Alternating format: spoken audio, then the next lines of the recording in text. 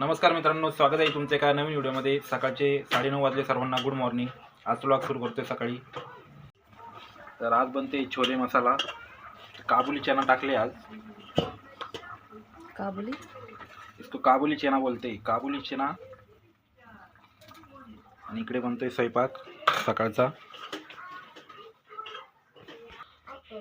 तर शिवम आज खूप उशिरा उठलाय, तर 8:30 वाजता उठलाय हा। आणि आता बघतोय कार्टून। आणि इकडे आणवी पण बघते पेपा पिग। तर न्यू पेपा पिग व्हिडिओ लावलाय आता। आणि इकडे घेतली त्याने सकाळी डाळिंब खायला। आणि आणवी काय खाती? आणवी खाते छोले, काबुली छोले।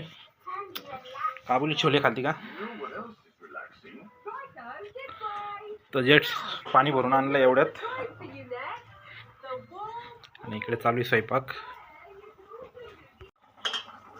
तर मित्रांनो, मी आता एवढ्यात पाणी आणायला गेलो होतो, तर गॅसच्या ऑफिस पुढे ना एवढी गर्दी होती, डायरेक्ट रस्त्यापर्यंत लाईन लागली होती गॅस सिलेंडरची। आणि प्रत्येकजण ना गॅस सिलेंडर घेऊन येत होता, कोणी सायकलवर, कोणी गाडीवर। तर प्रत्येकजण गॅस सिलेंडर घेऊन येत होता भरण्यासाठी। तर कोणाला वाटतं हे खरंच टंचाई होणार आहे गॅस सिलेंडरची। तर तसं केंद्र सरकारने जाहीर केलं आहे, फक्त कमर्शियल बंद केलं आहे। तर जे घरगुती गॅस आहे ते चालू राहणार आहे, पण तरी पण लोक गर्दी करताय। लोकांना वाटतं संपून जाईल, तसं काही नाही। पण भरून झाल्यानंतर बरं आपोआपच गर्दी कमी होऊन जाईल। त्या एका घरामध्ये 2 सिलेंडर असते, 2 सिलेंडर भरल्यानंतर कोण बाकीचे सिलेंडर भरणार आहे? तर मग मोकळंच येईन गॅसचं ऑफिस भरायला, आहे ना रे? संपला मग आपलं गॅस काय संपणार? एक महिन्याने संपणार आहे ना। 15 दिवस अगोदर बुकिंग करावं लागेल फक्त। एक हप्त्याची, काही जण एक हप्त्याची बुकिंग असलेला देऊ राहिले। म्हणजे आज बुकिंग केली ना, आज नाही देते ते लोक। कमीत कमी एक हप्त्याची बुकिंग लागते, त्याला देते ते सिलेंडर।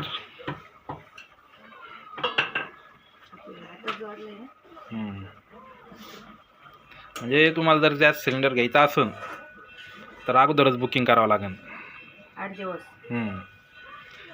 मागे 21 दिवसाचं म्हणत होते, 21 दिवसांनी देणार असं काहीतरी म्हणत होते। आता ते डीलरवर आहे किती दिवसांनी देतं ते।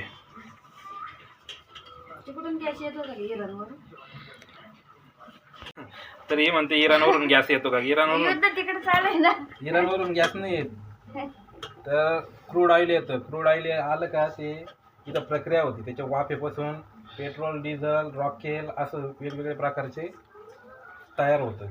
रिफायनरी ऑइल कंपनी असते ना, त्याच्यामध्ये होतं। त्याच्यामध्ये पेट्रोल, रॉकेल, डिझेल असे वेगवेगळे थर, ते वेगवेगळे बाष्पीभवन होऊन वेगवेगळे क्रूड ऑइलपासून वेगवेगळे तयार होतं।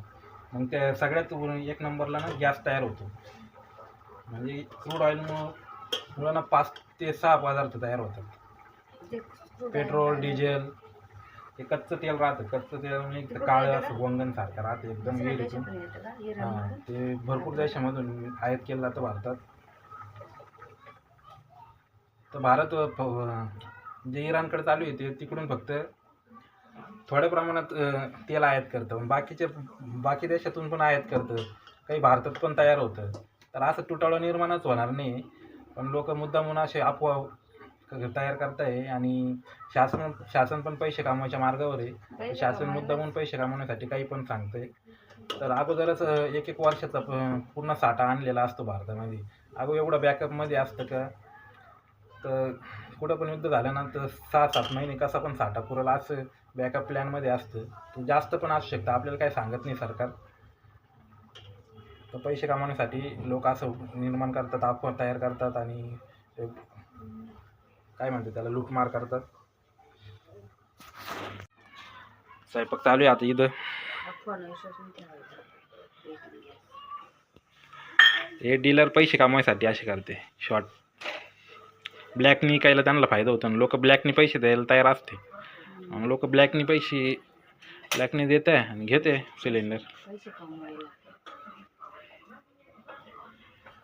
केंद्र सरकारने सांगितले साठा भरपूर आहे, तरी पण लोक गॅस सिलेंडर भरायला लाईन लावून राहिले। संपले काय करतील लोक? काय संपणार? ते म्हणते ना साठा आहे। बातम्या पाहिले मग बसते लोक शांत. म्हणजे का आला आता नुकसान करायचं उपाशी बसावं लागेल. घ्या बरं. असे मार्च महिन्यामध्ये सिलेंडर भरते नाही कारण त्यांचं बजेट राहते. त्याच्यानुसारच ते वाटते. पुढच्या महिन्यापासून तर एवढं चालू होईल. या महिन्यामध्ये कमीच राहते गॅस सिलेंडरचं. मी देते नाही जास्त मार्च एंडला. आता अर्थसंकल्प मुंबईमध्ये तर हॉटेल बंद झाले, कमर्शियल गॅस बंद आहे ना, त्याच्यामुळं अधिवेशन आता संपत. फक्त घरगुती गॅसला देऊ राहिले केंद्र सरकार आणि हॉस्पिटलला. हॉस्पिटलला घाला. हॉस्पिटलला अर्जंट इमर्जन्सी राहते मग. तिथे काय स्वयंपाक करते का हॉस्पिटल? मग स्वयंपाक वगैरे काही असं नाही वेगळं. तर 2 दिवसात 500 रुपयाचे फळं संपून गेले मित्रांनो. फक्त एक ॲपल उरला आहे, एक संत्री उरली आहे आणि पायनॅपल अजून पिकतं आहे. तर पायनॅपलचं अजून काय वाशी नाही राहिलं. तर सगळे संपून गेले. 2 दिवसात 500 रुपयाचा चुराडा झाला. तर शिवम इकडे झोपला आहे. काय शिवम, काय खाल्लं? अनार खाल्ला का नाही? तर शिवमचा अनार इकडे आहे. तर काल 12 वाजता कामावरती गेलो होतो. तर काल झाल्या 18 ऑर्डर कंप्लीट. तर काल लास्टला मला मोठमोठे ऑर्डर पडले होते. तर माझी काल 700 रुपये अर्निंग झाली आणि 200 रुपयाचा इन्सेंटिव्ह आला. 165 रुपयाचा इन्सेंटिव्ह आला सॉरी. टोटल अर्निंग झाली माझीवाली 901 रुपये. तर काल थोडं बरं अर्निंग झाली. तर काल पडला मला 700 रुपये रोज, नाही तर इतर दिवशी 500-600. तर काल मित्रांनो एक सायकल आय डीचा माणूस होता. तो मला विचारला तुला कितीचं पेट्रोल लागतं? तर त्याला म्हणलं मला 220चं लागतं. तर त्याला मग मी विचारलं तुला किती लागतं? तो म्हणतो मला 150चंच लागतं. कारण त्याची सायकल आय डी होती आणि माझ्या ना 13 ऑर्डर व्हायला होते आणि त्याचे किती ऑर्डर झाले होते माहिती का मित्रांनो? 25.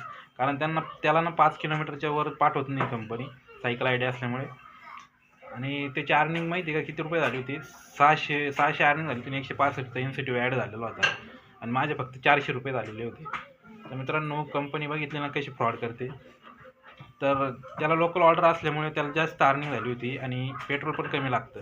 आणि आम्हाला कसं करते, लांब पाठवते कुठंतरी 10-1 किलोमीटर ऑर्डर घेऊन पाठवते आणि तिकडून काही परत ऑर्डर भेटत नाही. तिकडून असं रिकामं यावं लागतं. म्हणजे 10 दुने 20. तर पेट्रोल किती वाया जातं असं विचार करा मित्रांनो. असं मग प्रत्येक वेळेस होत राहतं. तर सायकल आय डी परवडती पण बाईक आय डी परवडत नाही असं झालं आता. तर पहिले मी बाईक आय डी कवर केली होती. तर बाईक आय डीमध्ये ना 1500-1600 रुपये कमवायचे पहिले पोरं. तर आणि माझे ना 500-600 रुपयेच होते. म्हणजे मी जर 8ला यायचो आणि 5ला घरी जायचो तरी माझी 600-700 रुपये अर्निंग व्हायची सायकल आय डीवर तेव्हा. आणि नंतरून बाईक आय डी केली तर बाईक आय डीवर तेवढेच व्हायला लागले. तर झोमॅटोने नंतर पैसे कमी केले. तर पहिले अगोदर खूप पैसे भेटायचे वाटतं, त्याच्यामुळे जास्त होतं असंही. आणि सायकल आय डीवर परवडतंच मित्रांनो. सायकल आय डीवर काय 5 किलोमीटरपर्यंत पाठवते, 5 किलोमीटरमध्ये पैसे वसूल. तर बाईक आय डीवर जास्त पेट्रोल खर्च होते. तर खूप फ्रॉड करते कंपनी. झालं का रे खाऊन?